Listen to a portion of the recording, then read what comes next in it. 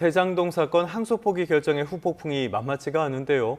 노만석 검찰총장 대행은 법무부의 의견을 참고해 서울중앙지검과 협의한 것이라고 밝혔습니다. 하지만 항소 포기 결정 뒤 사의를 표명한 정진우 서울중앙지검장은 의견이 명확하게 달랐다고 강조하면서 논란이 계속될 것으로 보입니다. 염혜원 기자입니다.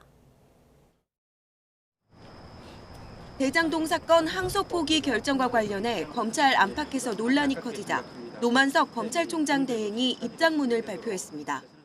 판결 취지와 내용, 항소 기준 등을 종합적으로 고려했고 통상의 중요 사건처럼 법무부 의견을 참고했다고 밝혔습니다. 또 서울중앙지검장과 협의를 거쳐 후보 끝에 내린 결정이라고 설명했습니다. 하지만 노 대행의 입장문이 발표된 지 불과 1시간 만에 수사 책임자인 정진우 서울중앙지검장이 이례적으로 이를 정면 반박했습니다. 정 지검장은 중앙지검의 의견을 설득했지만 관철하지 못한 거였다고 분명히 선을 그었습니다. 그러면서 대검의 지시를 수용하지만 중앙지검 의견은 달랐다는 점을 명확히 하고 이에 책임지기 위해 사의를 표한 거라고 밝혔습니다. 법무부는 검찰의 결정이라고 말을 아끼는 가운데 중앙지검은 끝까지 항소를 주장하며 대립했던 거로 보입니다. 검찰 내부 반발도 계속되고 있습니다. 대구고검 강백신 검사에 이어 이 사건 수사와 공판을 담당했던 대검찰청 김영석 검사 역시 검찰 수뇌부가 양심을 저버렸다고 강하게 비판했습니다. 항소 포기 경위를 두고 검찰 내용이 공개적으로 표출되면서 당분간 후폭풍이 거셀 것으로 전망됩니다. YTN 염혜원입니다. 더불어민주당은 검찰 내부의 반발을 두고 명백한 항명이라면서 관련자에게 책임을 묻겠다면서 압박에 나섰습니다. 한 발 더 나아가 대장동과 대북송금 사건을 조작 기소로 규정하고 국정조사와 상설특검, 또 청문회 등을 적극 검토하기로 했습니다. 임성재 기자의 보도입니다. 민주당은 검찰이 대장동 사건 1심 판결에 항소하지 않은 건 포기가 아닌 자제라고 거듭 주장하며 최소한의 양심을 지킨 거라고 감쌌습니다. 반면 한 줌도 안 되는 일부 친윤 검사 등이 이를 부당한 짓이라고 왜곡하고 있다며 조직적 항명에 대한 책임을 묻겠다고 강조했습니다. 그러니까 검찰이 본인들이 특별하게 선민의식을 갖고 있지 않으면 이런 행동을 할 수가 없어요. 굉장히 분노합니다.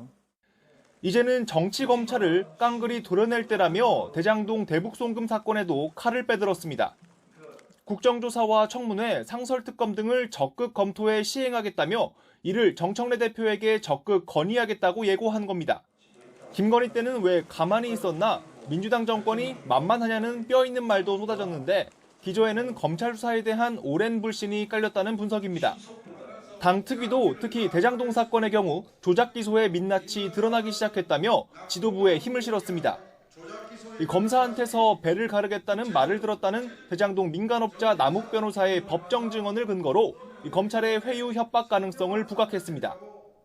장기 밀매업자의 말이 아닙니다. 현직 부장검사가 한 말입니다.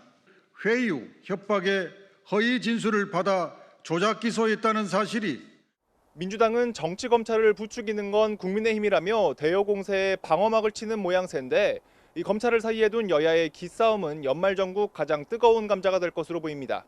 YTN 임성재입니다. 반대로 국민의힘은 검찰의 대장동 사건 항소 포기 문제를 국회에서 현안 질의하고 국정조사도 하자고 요구했습니다. 특히 검찰의 결정은 윗선 개입 없이는 불가능하다며 대통령실 개입 의혹까지 제기했습니다. 박희재 기자가 보도합니다. 검찰의 항소 포기에 국민의힘은 이재명 대통령 공소 취소 빌드업이라고 비판했습니다. 검찰이 애초에 대장동 사건 전반을 무리하게 기소했다고 규정해놓고 이를 바탕으로 이 대통령 재판을 중지시키려는 의도가 있다는 겁니다. 이재명 정권은 대통령 재판 지우기 프로젝트의 몸통임이 드러났습니다. 범죄자 한 사람을 위해서 국가의 사법체계를 송두리째 항소 포기로 수천억 원에 이르는 개발 수익의 추징금 환수 기회가 날아가 국고 손실로 이어졌다고도 지적했습니다. 그러면서 민주당을 향해 국회 차원의 현안 질의와 국정조사로 항소 포기 과정을 규명하자고 제안했습니다. 1심 판결 직후부터 수사팀 내부에서 항소 제기 의견이 잇따랐다는 점도 부각했습니다. 그런데도 항소 포기로 귀결된 건 결국 윗선 개입 없이는 불가능하다면서 공수처 수사가 필요하다고 강조했습니다. 대통령실 개입 여부, 대통령의 지시 여부에 대해 명명백백하게 밝혀야 할 것입니다. 항소 자제라는 민주당 설명엔 모든 혐의의 유죄 판결이 나올 때 등에 국한된다며 결국 검찰의 직권남용, 직무유기라고 맞받았습니다. 정성호 장관에 대한 사퇴와 탄핵 필요성까지 거론하며 연일 압박을 이어가는 국민의힘은 의원총회를 거쳐 대정부 공세 수위를 최대한 끌어올리겠다는 계획입니다. YTN 박희재입니다.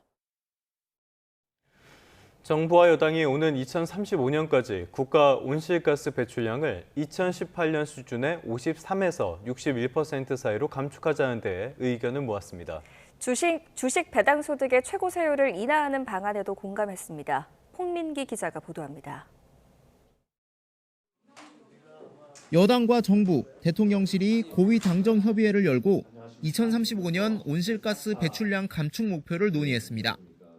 국가 온실가스 감축은 지속가능한 미래를 위해 더 이상 미룰 수 없는 과제입니다. 우리나라는 2015년 파리 협정에 따라 5년 단위로 감축 목표를 정해야 하는데 정부 여당은 2035년 감축 목표를 2018년 대비 53%에서 61%로 정하는 데 공감대를 모았습니다. 최근 정부는 2018년 대비 50%에서 60%, 혹은 53%에서 60% 감축 등 두 가지 방안을 놓고 저울질해왔습니다. 하지만 이번 회의를 통해 하한선을 높이고 상한선도 1% 끌어올려 정부의 온실가스 감축 의지를 드러낸 것으로 해석됩니다. 그런 의지가 강력하다는 것을 세계에 공표할 그럴 필요성이. 다만 65% 감축을 요구한 시민사회와 48%를 제시한 산업계 양측의 반발은 남은 과제입니다. 정부는 감축 목표를 이번 주 국무회의 심의 의결을 거쳐 확정한 뒤 유엔에 제출할 예정입니다. 당정은 코스피 상승세를 이어가기 위한 세제 완화 방안도 논의했습니다. 지난 7월 정부가 발표한 3억 원 이상 배당 소득의 최고 세율 35%를 25% 수준으로 낮추는 데 뜻을 모았습니다. 배당 확대를 통한 주주 가치 제고 등 실효성을 담보할 수 있도록 국민들이 제시한 의견에 당정대가 화답하는 제세가 필요합니다. 당정은 이 밖에도 한파 취약계층을 위한 난방비와 방한물품 지원, 적설 붕괴 사고 대처 방안 등 겨울철 안전대책과 지역 필수 의료 확충을 위한 지역 의사제 도입, 비대면 진료 제도화 방안 등도 논의했습니다. YTN 홍기입니다. 오늘의 국회 일정입니다. 더불어민주당은 오늘부터 1박 2일 동안 경기 광주시에 있는 곤지암 리조트에서 전국 지역위원장 워크숍을 진행합니다. 이 자리에는 정청래 대표 등 장 지도부를 포함해 원내, 원외를 포함한 전국 선거구 지역위원장이 모두 모일 예정입니다. 6년 만에 열리는 이번 워크숍에서는 내년 6월 지방선거를 앞두고 정치 현안과 조직 정비, 공천 규칙 등과 관련한 논의가 이루어질 것으로 전망됩니다. 국민의힘 장동혁 대표는 오늘 충북 지역을 찾아 민심 챙기기 행보에 나섭니다. 장 대표는 오늘 충북 청주에 있는 당사에서 현장 최고위원 회의를 진행한 뒤 SK하이닉스 청주 반도체 부품 공장을 찾습니다. 이어 청주국제공항을 시찰하고 간담회를 통해 현장 애로사항 등을 청취할 예정입니다. 네, 이번엔 미국으로 가보겠습니다. 트럼프의 관세 정책이 큰 도전에 직면했죠. 트럼프는 연일 관세 정책의 정당성과 효과를 주장하고 있습니다. 40일째 이어지고 있는 연방정부 일시 업무 정지, 셧다운을 끝내라는 백악관과 또 트럼프 행정부의 전방위적 압박도 계속됐습니다. 취재기자 연결해 보겠습니다. 신정 특파원. 네, 워싱턴입니다. 네, 트럼프 대통령이 많이 급해 보입니다. 관세 정책과 관련해서 대법원 압박, 또 여론 달래기 동시에 시도하고 있죠. 네, 그렇습니다. 트럼프 대통령은 오늘 소셜미디어에 잇따라 글을 올리고 대통령에게는 관세를 부과할 권한이 있다는 점을 강조하면서 관세 효과를 나열했습니다. 먼저 기업들이 미국으로 몰려드는 건 오로지 관세 때문이라면서 대법원은 이런 얘기를 듣지 못했냐라고 연방 대법원을 직접 언급했습니다. 트럼프는 미국 대통령은 관세 부과보다 훨씬 가혹한 조치인 외국과의 무역 중단도 할 수 있다면서 국가 안보를 위해 간단한 관세도 부과할 수 없다는 것이냐고 따지기도 했습니다. 또 다른 글에서는 관세에 반대하는 사람들은 바보라면서 미국의 기록적인 투자가 이루어져서 고소득층을 제외한 모든 이들에게 최소 2,000달러, 우리 돈 300만 원 정도의 배당금도 지급될 거라고 주장했습니다. 대법원은 지난주부터 관세 부과 적법성 판단에 나섰는데요. 보수 성향 대법관들 사이에서도 트럼프 행정부의 주장에 의구심을 나타내고 있는 데다가 미국 내 여론도 악화하고 있는 것을 의식해서 연일 비슷한 주장을 반복하고 있는 것으로 보입니다. 트럼프 대통령의 관련 발언 잠시 들어보겠습니다. I think it would be devastating for our country, but I also think that we'll have to develop a game two plan. I'm going to hope that we win. I can't imagine that anybody would do that kind of devastation to our country. 네, 계속해서 셧다운 여파도 살펴보겠습니다. 항공편 지연이나 결항 사태가 이어지면서 트럼프 행정부의 우려도 커지고 있죠. 네, 그렇습니다. 미국에서 가장 큰 명절 가운데 하나로 꼽히는 오는 27일 추수감사절을 시작으로 연말까지 이어지는 대목을 앞두고 내수 발목을 잡을 수 있다는 우려가 커지고 있습니다. 케빈 헬시 백악관 국가경제위원회 위원장은 CBS와의 인터뷰에서 추수감사절과 그 이튿날 시작되는 연중 최대 세일 행사 블랙 프라이데이는 경제적으로 가장 활발한 기간이라고 말했습니다. 이때까지 셧다운 사태가 계속되면 대규모 항공 운항 차질이 발생할 거라면서 그 여파로 사람들이 여행에 나서지 않으면 4분기에 마이너스 성장을 할 수 있다고 말했습니다. 연방 상원에서 임시 예산안 통과가 막히면서 셧다운은 역대 최장인 40일째 계속되고 있고 이 여파로 항공 관제사 인력이 부족해지면서 미국 항공교통의 지연과 결항 등 차질이 빚어지고 있습니다. 미 연방항공청은 지난 7일부터 주요 공항 40곳에서 운용하는 항공편을 단계적으로 감축하기 시작해서 오늘 14일까지 10% 정도 운항이 축소됩니다.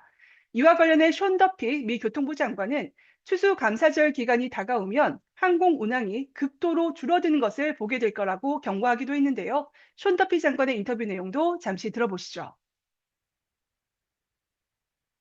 To answer your question, it's only going to get worse. I look to the 2 weeks before Thanksgiving, you're going to see air travel be reduced to a trickle to feed their families as opposed to come to towers or TRACONs or centers and do their jobs. And I want them to come to work. The problem is they're confronted with real economic problems. 트럼프 대통령은 오늘도 집권 여당인 공화당을 향해서 셧다운을 끝내고 훌륭한 정책을 통과시켜서 중간 선거에서 승리하라고 압박했는데요. 미국 상원은 주말에 이어 현지 시간 휴일인 오늘도 이례적으로 본회의를 열고 임시예산안 표결에 나섭니다.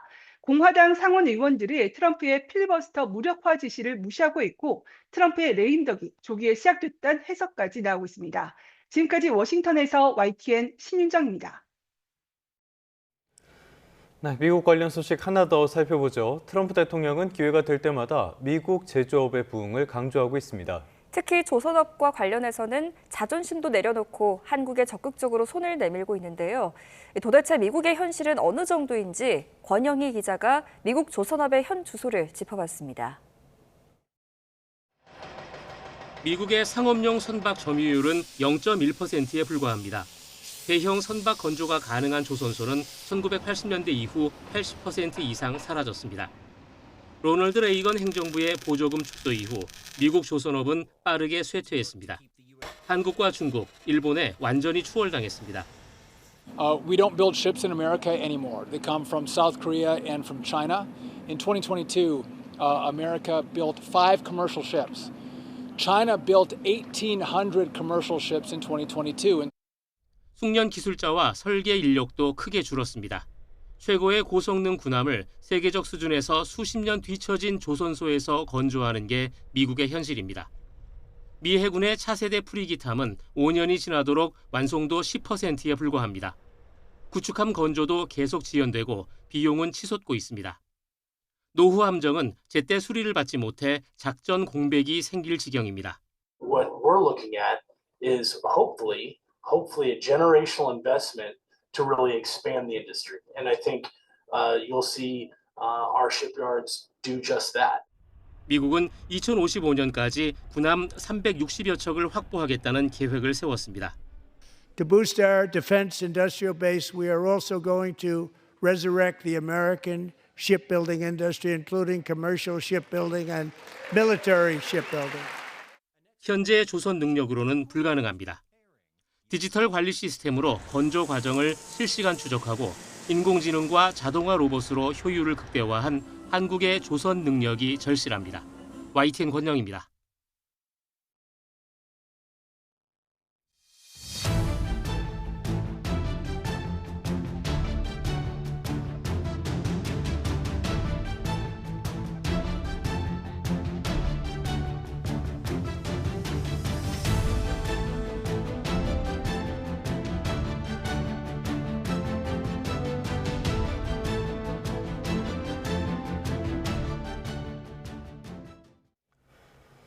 네, 논란이 일고 있는 대장동 사건 항소 포기와 관련해 노만석 검찰총장 권한대행은 항소를 제기하지 않는 게 타당하다고 판단했다고 밝혔습니다.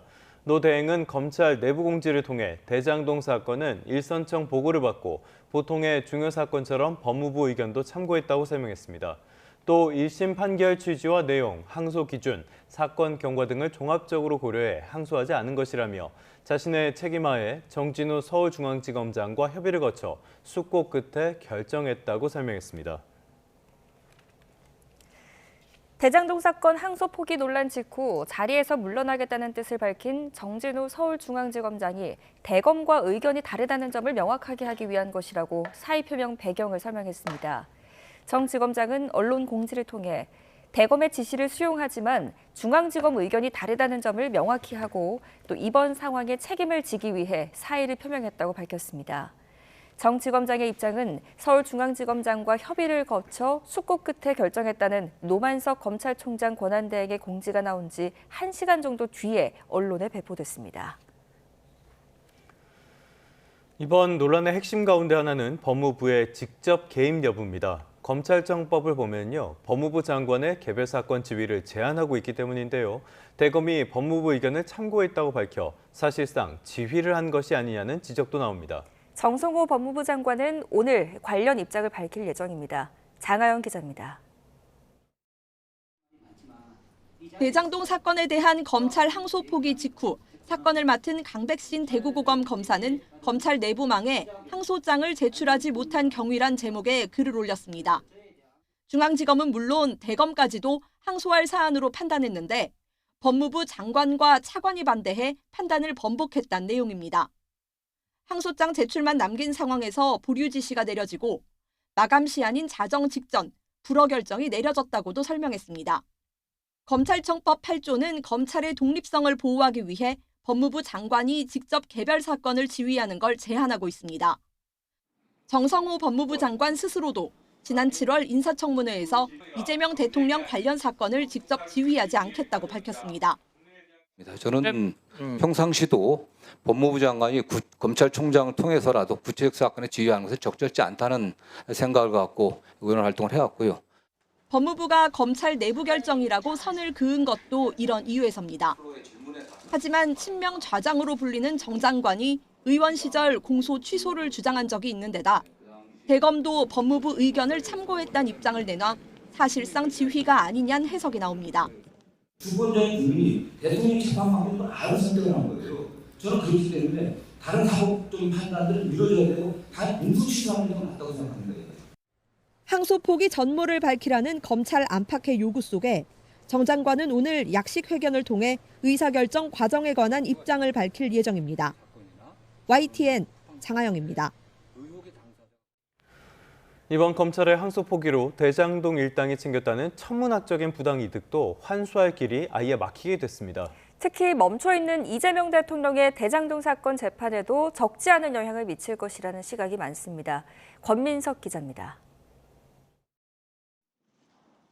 유동규 전 본부장 등 대장동 일당을 재판에 넘기면서 검찰은 이들이 내부 비밀을 활용해 챙긴 부당이득 7,800여억 원을 추징하겠다고 밝혔습니다.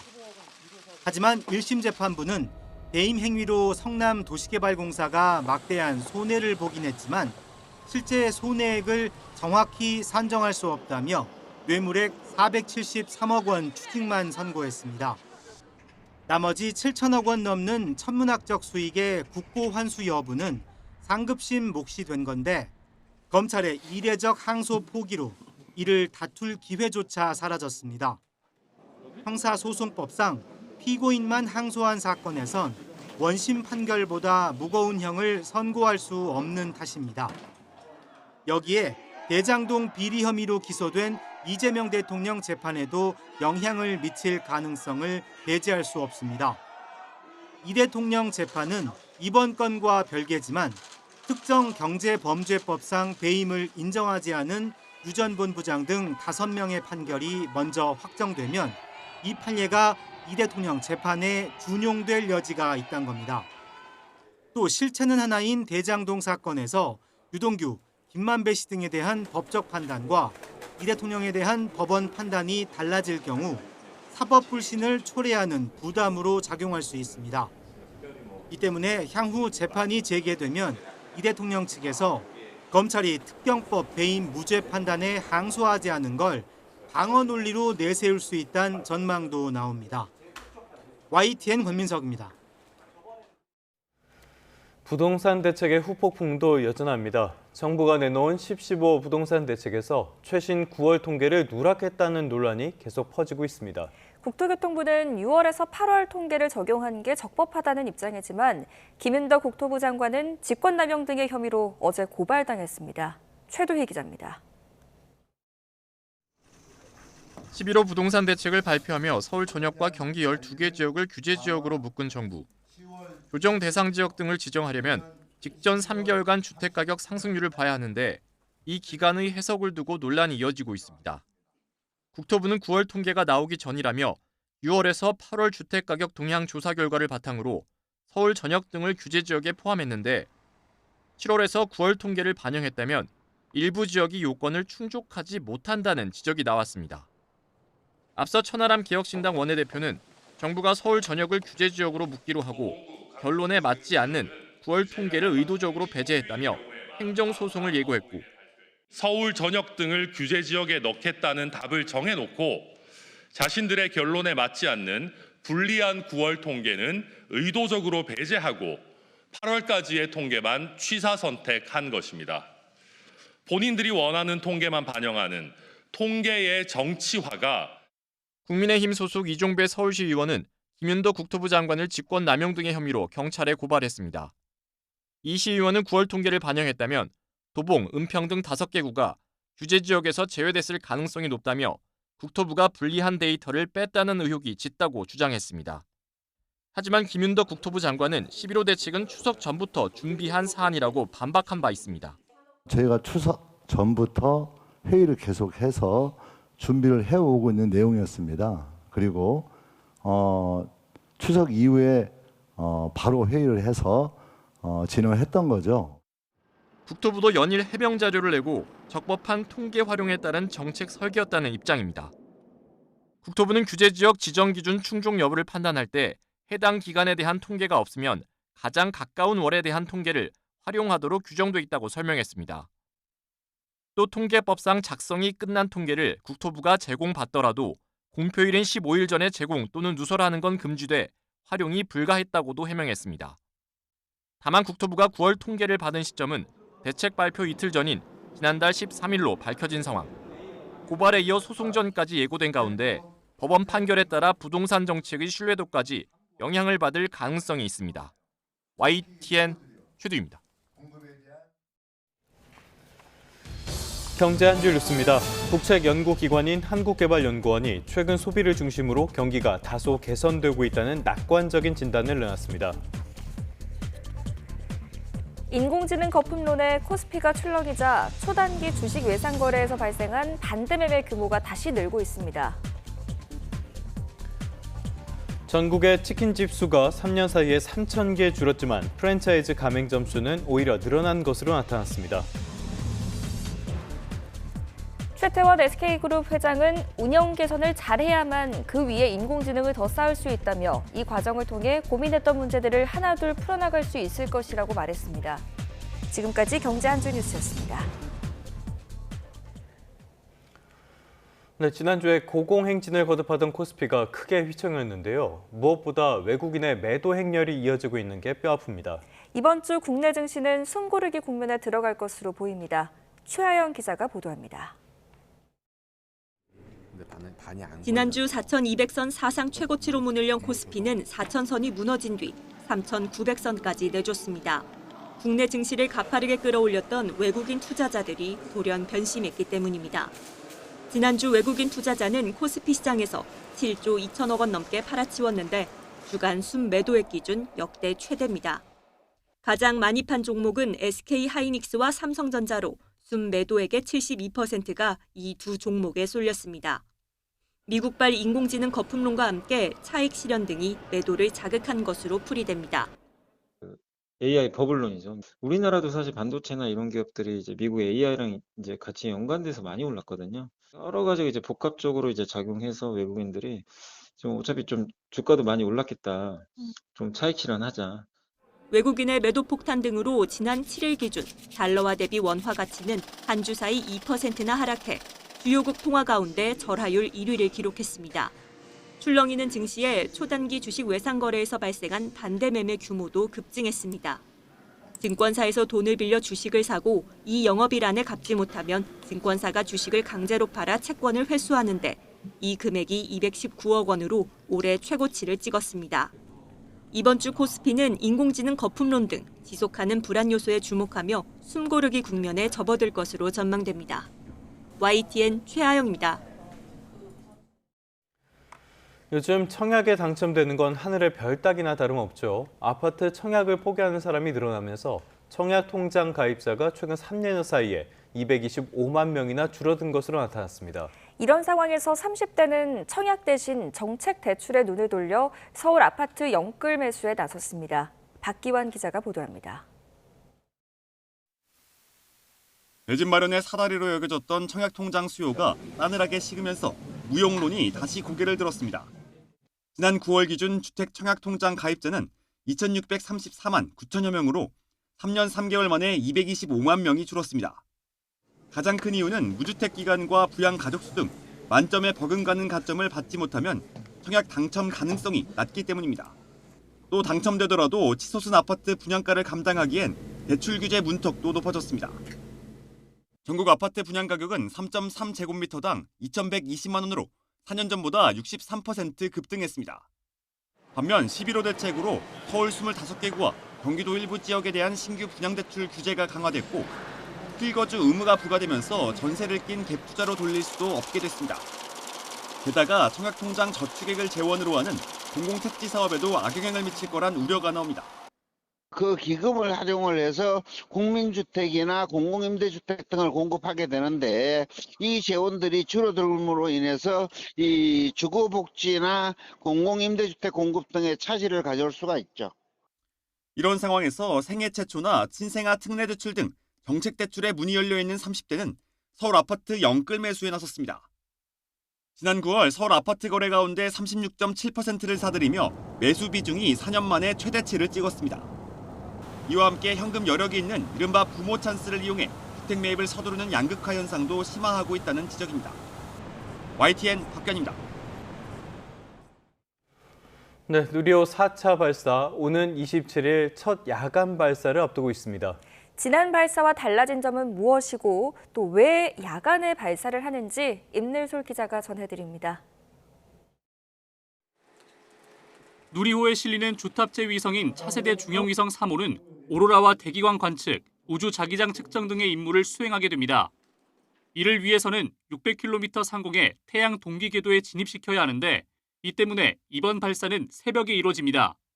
지구가 자전하는 동안 나로우주센터 발사장이 이 목표 궤도면과 정확히 일치하는 순간이 새벽 1시 무렵이기 때문입니다. 다양한 임무 수행을 위해 위성의 무게도 180kg에서 이번에는 500kg 이상으로 크게 늘었습니다.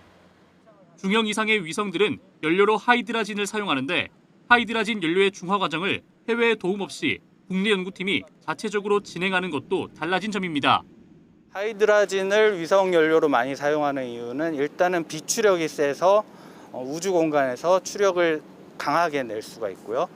또 시스템을 간단한 구성을 통해서 안정적으로 운용을 할 수 있기 때문에 대부분의 위성에서는 하이드라진 연료를 사용하고 있습니다. 부탑재 위성도 7기에서 이번에는 12기로 늘었습니다. 12기 모두 국내 기업과 대학, 기관에서 제작한 것이 특징입니다. 전체 탑재 중량도 1040kg으로 2배 증가했고 목표 고도는 기존 550km에서 600km로 높아졌습니다. 한국발사체 고도 사업은 크게 두 가지의 목표를 갖고 업무가 진행 중입니다. 첫 번째로 한국형 발사체에 대한 경쟁력 강화라는 목표가 있고요. 두 번째로는 발사체에 대한 산업 생태계 역량 강화를 목표로 갖고 있는데요. 성능과 규모 등 지난 3차 발사보다 진일보한 이번 누리호 4차 발사가 성공적으로 이뤄질 수 있을지 이목이 집중되고 있습니다. YTN 사이언스 임들솔입니다. 주말이 지나고 찬바람이 강해졌습니다. 오늘 아침 출근길은 보온에 신경 써야겠는데요. 현재 서울 기온은 6.3도로 어제보다 4도가량 낮게 출발하고 있습니다. 낮에도 예년보다 쌀쌀한 날씨가 이어지겠고 내일 아침에는 기온이 더 떨어지겠습니다. 오늘 중부 내륙에는 서리가 내리거나 물이 어는 곳이 있겠고요. 하늘은 종일 쾌청하겠습니다. 자세한 현재 기온 살펴보겠습니다. 서울 6.3도, 대구 10.8도, 광주 11.4도를 보이고 있습니다. 한낮에는 서울 11도, 대구와 광주 14도, 부산은 16도에 그치겠습니다. 다행히 추위가 길게 이어지진 않겠습니다. 내일 낮부터 기온이 오르겠고요. 당분간 맑은 날씨가 이어지는 가운데 수능일에는 예년보다 온화할 것으로 예상됩니다. 날씨였습니다.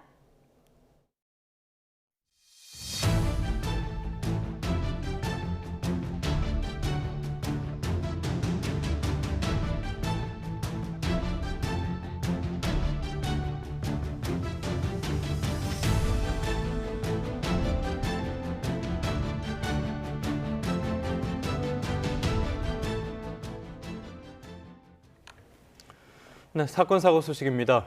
어제 저녁 영동고속도로 인천 방향 여주 휴게소에서 SUV가 길을 건너던 보행자를 들이받아 60대 여성 보행자가 숨졌습니다. 오늘 새벽엔 충남 천안의 폐기물 처리 공장에서 불이 나 공장 1개 동이 모두 불에 탔습니다.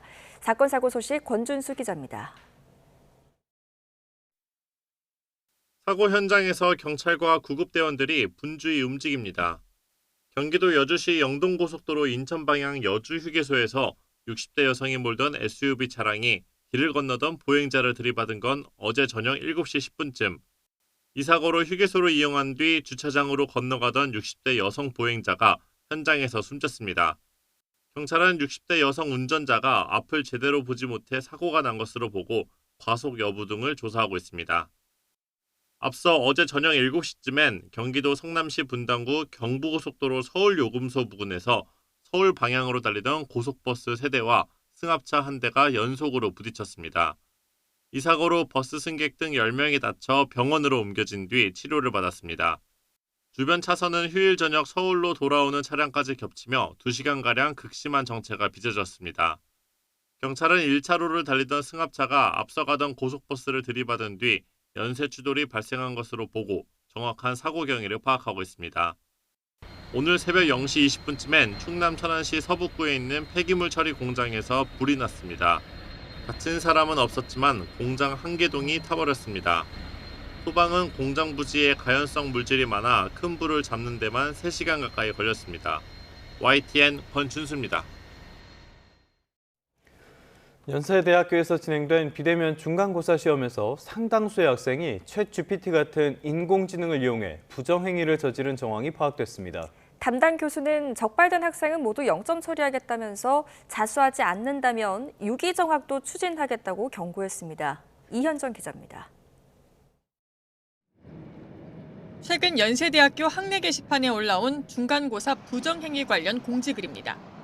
3학년 대상 수업인 자연어 처리와 챗 GPT 담당 A 교수가 쓴 건데 시험 영상 확인 중 부정행위를 다수 포착했다고 말합니다.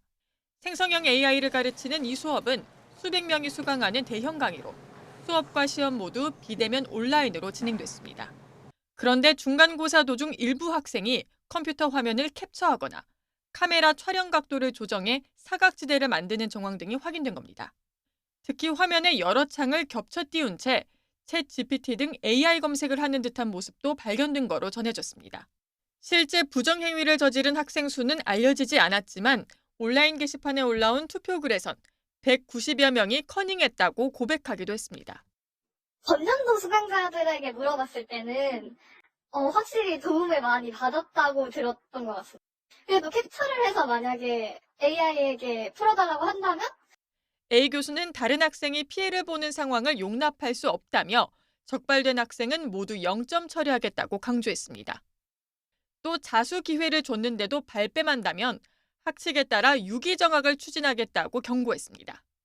요즘 대학생의 AI 의존도가 커지면서 좋은 성적을 받기 위해 쉽게 유혹에 빠질 수 있다는 우려도 나옵니다. 시험 문제 이걸 AI한테 풀게 하면 거의 한 8, 90점 이상이 나옵니다.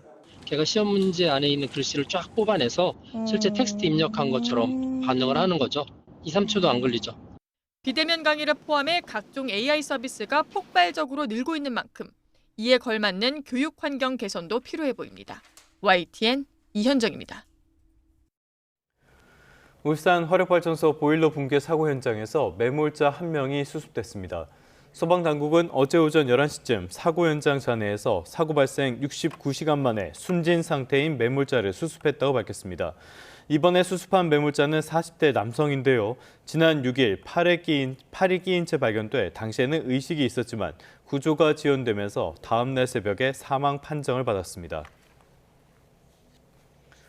울산 화력발전소 사고 현장에선 양옆에 보일러타워 2기를 발파하기 위한 사전 작업이 본격적으로 시작됐습니다. 계획이 차질 없이 진행되면 이번 주 내로 발파가 이루어질 전망입니다. 차상은 기자입니다. 구조 인력과 천막으로 가득했던 공간이 텅 비었습니다. 중장비도 대부분 다른 곳으로 이동했습니다. 구조 작업에 앞서 무너진 보일러 타워 양쪽에 있는 타워 2기도 무너뜨리기 위해서입니다. 이후에 남아있는 매몰자를 안전하게 구조하겠다는 계산입니다. 재약화 작업을 위해서 저희 대원들이나 장비들은 다 지금 현재 빠진 상태입니다. 재약화 작업을 하시는 분들만 들어가서 지금은 작업을 하시는 중입니다. 소방 인력이 현장에서 벗어남에 따라 타워 발파 준비 작업은 본격적으로 시작됐습니다. 고가 사다리차에 오른 전문가들이 보일러 타워를 살피는 모습도 포착됐습니다. 사고 전 철거 계획에 따라 타워 4호기는 구조물이 쉽게 무너지도록 하는 취약화 작업이 이미 이루어진 상태고 6호기는 일부만 진행돼 있습니다. 중앙사고수습본부는 철거업체를 투입해 발파를 위한 취약화 작업을 조만간 마무리할 계획입니다. 이어 폭약을 설치하는 장약 작업과 분진을 억제하는 방호 조치 등이 이루어집니다.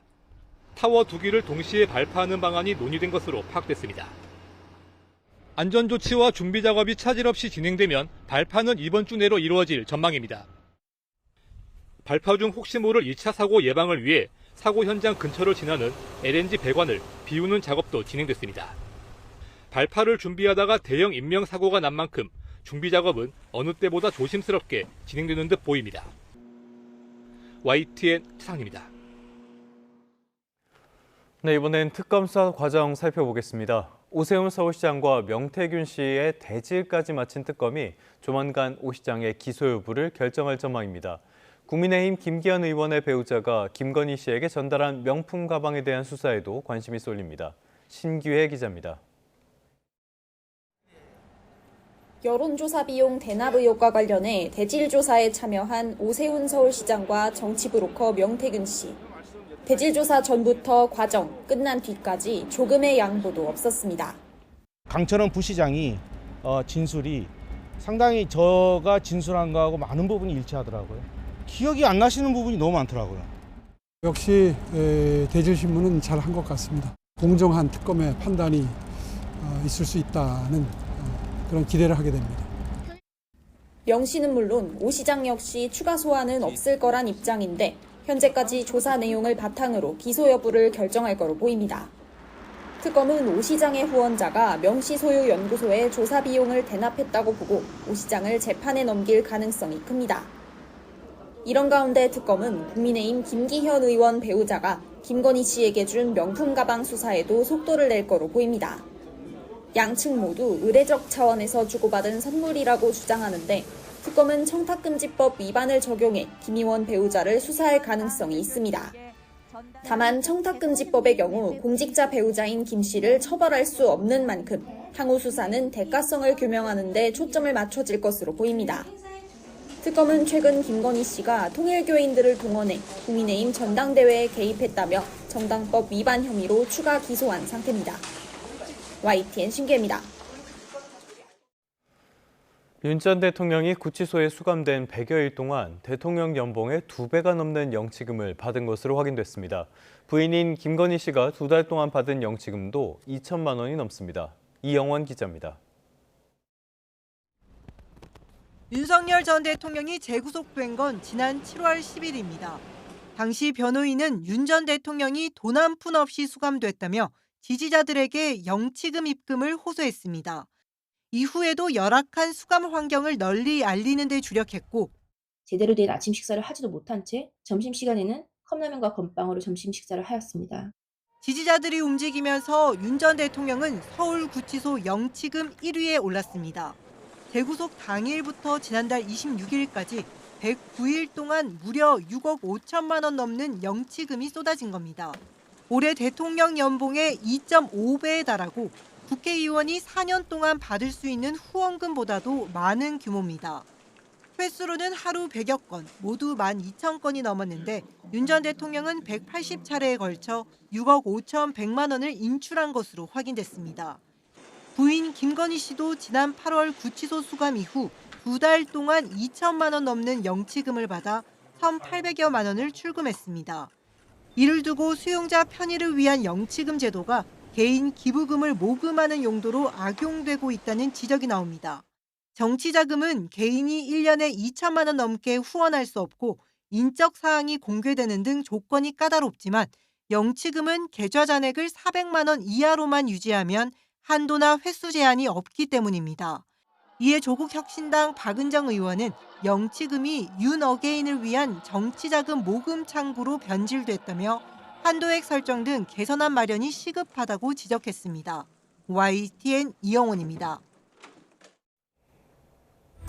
11월 10일 월요일 오늘의 주요 일정 살펴보겠습니다. 검찰의 대장동 항소 포기 논란의 여파가 계속되는 가운데 정성호 법무부 장관이 오늘 입장을 밝힙니다. 정 장관은 이 자리에서 대장동 사건 항소 포기에 대한 법무부의 입장과 또 의사결정 과정 논란을 설명할 것으로 예상됩니다. 재판 일정도 있습니다. 윤석열 전 대통령을 비롯한 12.3 비상계엄 사태 관련자들의 내란 혐의 재판이 오늘 잇따라 열리는데요. 서울중앙지방법원은 오늘 오전 윤 전 대통령의 내란 우두머리 혐의 28차 공판기를 진행합니다.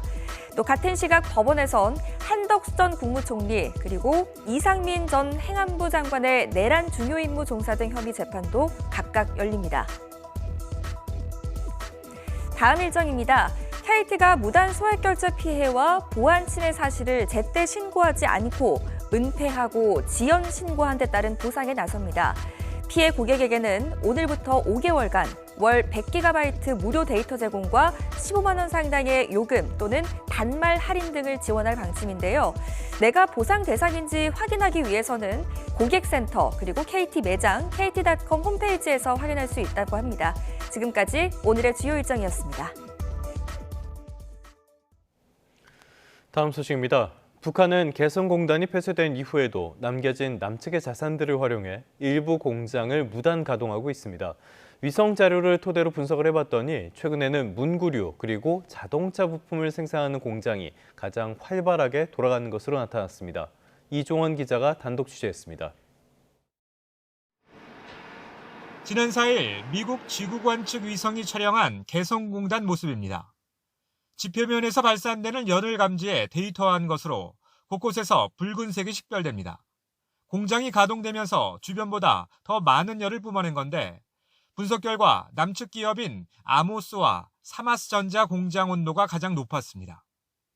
각각 문구류 등 학용품과 자동차 부품을 생산하는 곳입니다. 이외에도 스마트폰, 금형, 플라스틱 부품을 만드는 공장과 여성 의류, 또 식기류를 생산하던 공장에서도 주변보다 더 높은 열이 감지됐습니다. 공장 시설을 가동할 때요, 외부로 그 열이 발산되거든요. 그 열의 세기가 강하면 시설이 활발하게 망가동한다고 볼 수 있고요. 남북 경협의 상징이던 개성공단이 멈춰선 건 지난 2016년입니다. 북한의 추가 핵실험과 계속된 도발에 우리가 전면 중단을 선언했고 입주기어 124곳은 설비 등을 대부분 그대로 남겨둔 채 철수해야 했습니다. 개성공단을 가입과 들어가지 못한 것을 생각하면 진짜 가슴이 미어지고 안타깝습니다. 전체를 올인돼 있습니다, 그 기회가. 그래서 굉장히 회사 사정도 어렵고. 이후 북한은 개성공단 내 남북 공동연락사무소는 보란듯이 폭파하면서도 남측 시설을 무단 몰수해 부분적인 가동을 이어오고 있습니다. 숙련된 기술이나 고전력이 필요 없는 시설을 선별적으로 선택해 경공업이나 생필품 생산에 활용하고 있는 것으로 보입니다. 개성공단 무단 가동 현황과 관련돼서는 24년 이후에 월 평균 40여 개 기업의 시설이 무단 가동되고 있는 것으로 추정을 하고 있습니다. 통일부는 정동영 장관 취임 이후 개성공단 재가동 의지를 공식화하며 최근 조직 개편에도 이를 반영했습니다. 무단 가동이 북측의 개성공단 필요성의 한 단면일 수도 있겠지만 정상적 재가동까지는 경색된 남북관계나 대북 제재 등 넘어야 할 문턱이 꽤 높은 게 현실입니다. YTN 이종원입니다.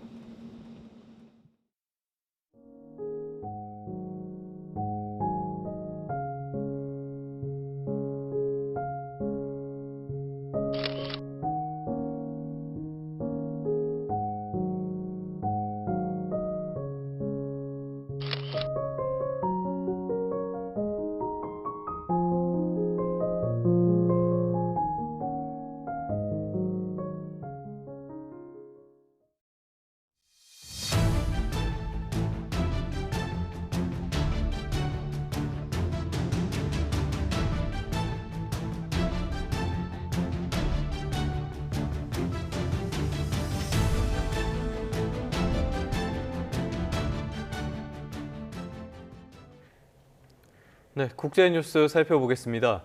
러시아의 에너지 시설 공격에 맞서 이번엔 우크라이나가 러시아의 에너지 시설을 공습해 2만여 가구에 정전 피해가 발생했습니다. 러시아 외무장관은 미국 측과 휴전 회담을 재개하겠다는 의지를 밝혔지만 핵심 쟁점에 대한 입장은 바꾸지 않았습니다. 런던 조수연 특파원입니다. 우크라이나가 드론과 미사일로 러시아 접경 지역을 집중 공격했습니다. 하루 전 러시아가 우크라이나 주요 에너지 시설을 대대적으로 공습해 7명이 숨진 데에 대한 보복에 나선 겁니다. 벨고로드주와 보로네시주, 로스토프주 곳곳에서 전력과 난방 시스템이 손상돼 2만여 가구가 정전을 겪었습니다. 러시아도 우크라이나 자포리잔의 점령지를 넓혀가는 등 공세를 늦추지 않고 있습니다. 전쟁의 변곡점이 될 수 있는 포크로우스크 함락도 임박했다는 관측이 나오는데 러시아의 집요한 공세로 포크로우스크는 유령 도시로 변했습니다. Де вже нікуди повертатися. Домівки нема, людей там нема, тобто, близьких, все в руїнах. 휴전 협상 논의는 한 달 가까이 진전이 없는 상황입니다. 미국에서 아무런 움직임이 없자 라브로프 러시아 외무장관은 루비오 미 국무장관을 만날 준비가 됐다며 의지를 보였습니다. 특히 정기적인 소통을 통해 우크라이나 문제를 논의하고 양자 의제를 진전시키는 게 필수적이라고 강조했습니다. 그러면서도 전쟁의 근본 원인을 제거해야 한다는 기존 입장을 되풀이했습니다. 앞서 트럼프 미국 대통령은 언제나 정상회담 가능성은 열려 있다면서도 의미 있는 성과가 있어야 한다고 전제했습니다. If we have it, I'd like to do it in Budapest. Yeah, it'd be good. 휴전 협상 논의가 지연되는 사이 겨울이 점점 다가오면서 최근 더 격화하는 러시아와 우크라이나의 에너지 시설 공습으로 민간인 피해가 커질 수 있다는 우려가 잇따릅니다. 런던에서 YTN 조수연입니다. 러시아 국방부는 빅토르 고레미킨 국방차관이 최근 평양에서 노광철 북한 국방상과 회담하며 양자 군사정치 협력 발전을 논의했다고 밝혔습니다. 국방부는 성명에서 고레미킨 차관이 러시아와 북한의 형제적 관계가 군사협력을 포함한 많은 분야에서 적극적으로 확장되고 있다고 강조했다며 이같이 전했습니다. 이어 노 국방상은 러시아 대표단의 이번 북한 방문이 양측 군의 형제애를 더욱 강화하고 군사정치 기관 간의 협력을 촉진한다고 말했다고 덧붙였습니다. 다카이치 사나이 총리가 최근 국회 출석을 앞두고 새벽 3시에 출근한 걸 두고 뒷말이 많습니다. 이번엔 다카이치 총리가 스스로 머리를 깎다 실패했다고 털어놨는데요. 굳이 이런 일을 공개한 데에는 이유가 다 있는 것 같습니다. 도쿄에서 김세호 특파원입니다. 다카이치 총리는 지난달 초 자민당 총재에 당선된 뒤 자신의 워라밸은 없다며 업무 의욕을 보였습니다. 私自身もワークライフバランスという言葉を捨てます。働いて働いて働いて働いて働いて参ります。 실제로 다카이치 총리는 국회 중의원 예산위원회에 출석하기 전날 새벽 3시 공관에 나왔습니다. 이를 놓고 야당에서는 우려의 목소리를 냈습니다. 総理が朝3時にレク始めて、総理が3時からなら、事務方は1時半に2時からもう待機してるよ。これ体力持たないでこれ。 국회 질의에서도 야당 의원들의 관련 지적이 이어졌습니다. 그때国会の警備とか衛視の方々、聞くところによると約100人ぐらいの規模の皆さんが、待機していると、出張している。 논란이 되자 다카이치 총리는 답변서가 미처 완성되지 않아 부득이 일찍 출근했다면서도 여러 직원께 불편을 끼쳤다며 머리를 숙였습니다.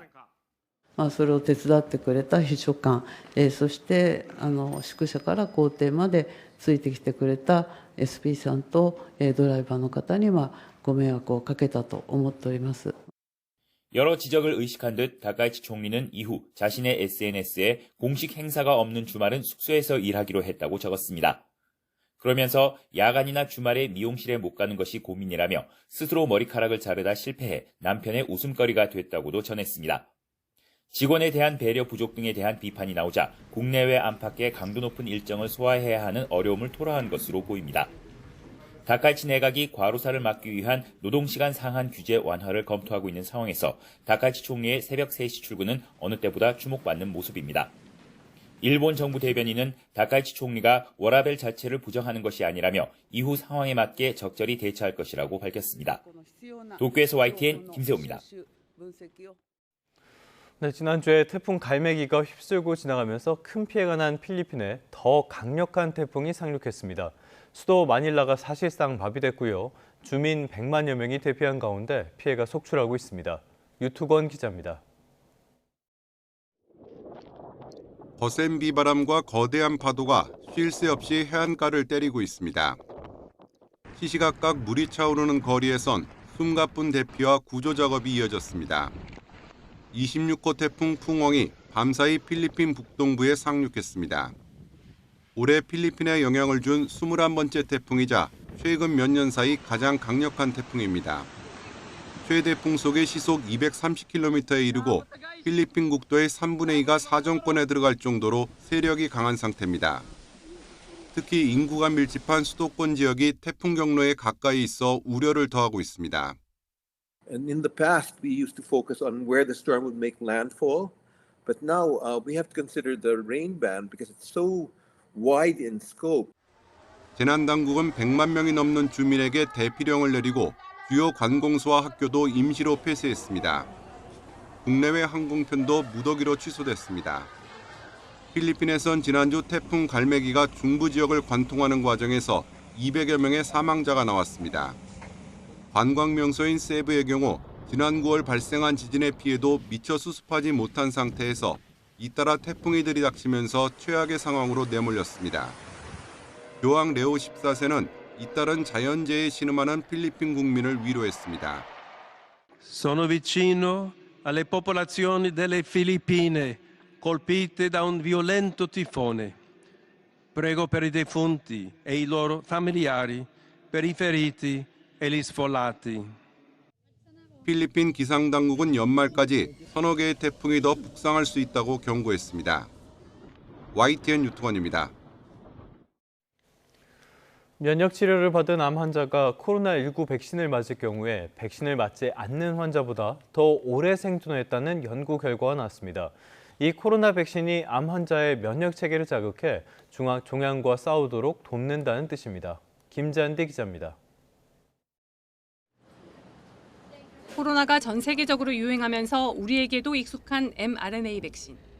세계적인 암 연구기관인 미국 텍사스대 MD 앤더슨 암센터와 플로리다대 연구팀이 코로나 백신이 암 치료에 효과가 있다는 연구 결과를 내놨습니다. 연구팀은 지난 2019년 8월부터 2023년 8월까지 치료받은 폐암 또는 피부암 환자 1000여 명의 의무 기록을 분석했습니다. 면역 항암제 치료를 시작한 뒤 100일 안에 코로나 백신을 접종한 폐암 환자는 비접종 환자보다 3년 생존율이 2배 가까이 높은 것으로 나타났습니다. 피부암 환자의 경우 백신 미접종군의 생존기간 중앙값, 즉 환자 절반이 살아있는 시점이 26개월이었지만 백신 접종군은 절반 이상이 지금까지 생존해 백신 효과가 확실했습니다. What we found is that COVID mRNA vaccines act like a siren to activate the immune system throughout the body. 특히 면역세포가 종양 내부로 침투하지 못해 면역 항암제 반응이 약한 환자들에게 효과가 더 뚜렷한 것으로 나타났습니다. What we found is that the COVID mRNA vaccine can reprogram immune systems to kill cancer in a way that allows immune therapy to work more effectively. 연구팀은 현재 면역 치료를 받고 있는 암 환자들을 대상으로 미국에서 대규모 임상 시험을 계획하고 있습니다. 이 결과를 바탕으로 특정 암이 아닌 모든 암 환자에게 효과가 있는 백신을 개발할 수 있을 것으로 기대했습니다. 이번 연구 결과는 네이처지에 실렸습니다. YTN 김잔대입니다.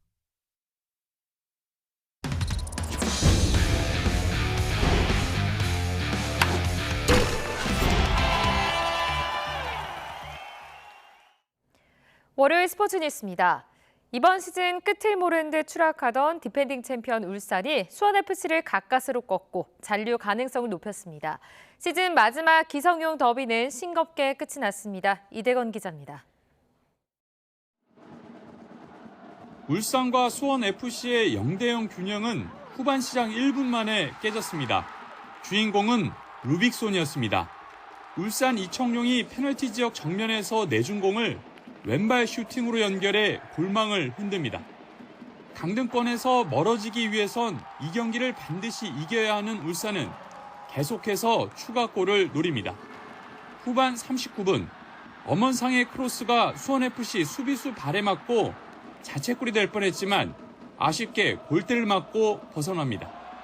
경기 종료 직전 수원FC 사박이 왼발 슈팅으로 골대 안으로 넣었는데 오프사이드로 판정돼 울산은 가슴을 쓸어내렸습니다. 1대0 울산의 힘겨운 승리. 이로써 9위 자리를 지켜낸 디펜딩 챔피언이 강등 수모를 피할 가능성은 더 커졌습니다. 서울의 왼쪽 측면을 돌파한 포항 조르지가 강한 슈팅을 날렸지만 골대를 벗어납니다. 바로 응수에 나선 서울. 박수일이 김진수의 크로스를 받아 마무리했는데 살짝 빗나갑니다. 시즌 마지막 기성용 더비에서 양팀은 전후반 내내 슈팅만 주고받으며 득점 없이 경기를 마무리했습니다. 4위를 유지한 포항은 아시아 챔피언스리그 플레이오프 가능성을 이어갔습니다. YTN 이대원입니다. 다음 소식입니다. 수능이 어느덧 사흘 앞으로 다가온 가운데 올해 수능은 지난해와 비슷한 출제 경향을 유지될 것으로 예상하고 있는데요. 킬러 문항이 사라진 대신 응용과 추론 능력을 요구하는 중고난도 문항으로 변별력을 확보할 것으로 보입니다. 염혜원 기자입니다. 지난 2022학년도 통합수능 도입 뒤 물수능은 단 한 차례도 없었습니다. 지난해부터는 킬러 문항도 사라져 불수능이 될 가능성 역시 낮아졌습니다. 이런 이유로 전문가들은 올해 수능은 지난해와 비슷한 수준일 거로 예측하고 있습니다. 변별력은 과목당 한두 문항씩 출제되는 중고난도 문항으로 잡을 전망입니다. 지난 6월과 9월 수능 모의평가에서부터 이어져 온 기조입니다. 영역별, 과목별로는 다소 차이가 있겠지만 변별력 있는 문항들을 배치해서 적절한 수준의 난도를 유지하였지만 수험생의 학습 준비 상태에 따라서 조금 더 어렵게 느껴지는 문항들이 존재할 것으로 보입니다. EBS 등에서 접해본 친숙한 지문이나 문제 유형이 많겠지만 매력적인 오답이 수험생들의 판단을 흐리게 할 수 있습니다. 지문에 쓰인 단어와 비슷한 개념의 다른 용어로 보기를 바꾸는 식입니다. 정확한 답을 고르기 위한 응용과 추론 능력이 상위권을 가를 열쇠가 될 거로 예상됩니다. 최근 오지선다에서 정답을 고르기가 어려운 문항들이 다수 출제가 되고 있습니다. 정답이 아니더라도 오지선다에 나왔던 단어, 개념, 그리고 패턴, 함정 이런 부분들을 다시 한번 체크할 필요가 있습니다. 당락을가를 핵심은 탐구 영역이 될 거라고 전문가들은 입을 모읍니다. 올해는 역대급 사탐런인 만큼 사회탐구를 선택한 수험생은 한 문제 차이로 등급이 갈릴 가능성이 크고 과학탐구 일부 선택 과목은 만점을 받아야 1등급이 예상됩니다. YTN 염혜원입니다. 배달 플랫폼은 요식업에 큰 변화를 가져오긴 했지만 각종 수수료 같은 문제는 해결해야 할 과제로 꼽힙니다. 자영업자들의 부담을 줄이기 위해서 출시된 서울시의 공공 배달 앱이 좋은 반응을 얻으면서 민간 플랫폼 시장을 추격하고 있습니다. 양희력 기자입니다. 잠실의 맛집 골목으로 유명한 이른바 속리단길에서 즉석 떡볶이집을 운영하는 김민수 씨. 많을 땐 매출의 절반이 배달에서 나올 정도로 주문이 밀려들지만 이것저것 따라붙는 수수료를 제하고 나면 남는 게 별로 없습니다. 주문 중개 수수료 그리고 결제 수수료 더하면은 이제 10% 내외로 나오고 있고요. 거기에 이제 배달 라이더들한테 들어가는 비용이 또 이제 10% 내외가 나오고 있고 광고비 같은 것까지 다 덧붙이면은 약 30%에서 35%까지도 나오고 있는 상황입니다. 민간 플랫폼의 배달 중개 수수료는 매출액의 최대 7.8%. 하지만 공공배달 앱 땡겨요는 중개 수수료가 2%에 불과하고 추가로 부담하는 광고비도 없어 그나마 숨통을 틔워주고 있습니다. 대략적으로 최소 5%에서 많게는 10%, 더 많게는 15%까지도 차이 날 수 있을 것 같습니다. 그래서 수수료가 워낙에 낮다 보니까 흔한 말로 장사할 맛이 나는 성장세도 이어지고 있습니다. 지난달 기준 배달앱 시장 점유율 7.5%까지 치고 올라왔습니다. 7개월 만에 5%포인트 가까이 증가한 수치입니다. 공공배달앱의 누적 가입자 수는 234만 명으로 지난해 같은 기간 대비 50%가 뛰었고 매출액은 3.5배 껑충 올랐습니다. 더구나 서울시와 정부가 발행한 각종 소비 쿠폰과 상품권을 활용하면 최대 30% 할인 혜택을 누릴 수 있어 소비자에게도 좋은 선택지가 될 수 있습니다. 서울시는 정책과 지원은 공공에서 플랫폼 운영은 민간인 신한은행에서 맞는 협업 구조가 성장세에 시너지를 냈다고 평가합니다. 다만 막강한 자본력을 앞세우는 민간 플랫폼과의 경쟁에서 살아남으려면 정부나 지자체의 지원이 얼마나 끊김없이 유지되는지가 관건입니다. YTN 양일혁입니다. 주말이 지나고 찬바람이 강해졌습니다. 밤사이 찬 공기가 내려오면서 기온이 뚝 떨어졌는데요. 현재 서울 기온은 5.9도로 어제 아침보다 5도가량 낮게 출발하고 있습니다. 오늘은 낮에도 쌀쌀할 것으로 보이니까요. 출근길 보온에 신경 쓰셔야겠습니다. 찬 공기의 영향으로 하늘은 종일 쾌청하겠습니다. 오늘 경기 동부와 영서, 남부 높은 산간에선 서리가 내리거나 물이 어는 곳이 있겠습니다. 현재 기온을 살펴보면 서울이 5.9도, 대구 10.3도, 광주는 10.9도를 보이고 있습니다. 낮 기온은 서울 11도, 대구와 광주 14도, 부산은 16도로 어제보다 4에서 6도가량 낮겠습니다. 내일 아침엔 기온이 더 떨어지겠지만 다행히 이번 추위가 길게 이어지진 않겠습니다. 내일 낮부터 기온이 오름세로 돌아서면서 추위가 풀릴 것으로 전망됩니다. 당분간 하늘도 대체로 맑겠습니다. 또 수능일에는 예년보다 온화한 날씨가 이어지면서 올해도 수능 한파는 없을 것으로 전망됩니다. 지금까지 YTN 이혜민입니다. 뉴스타트 3부 잠시 뒤에 계속됩니다.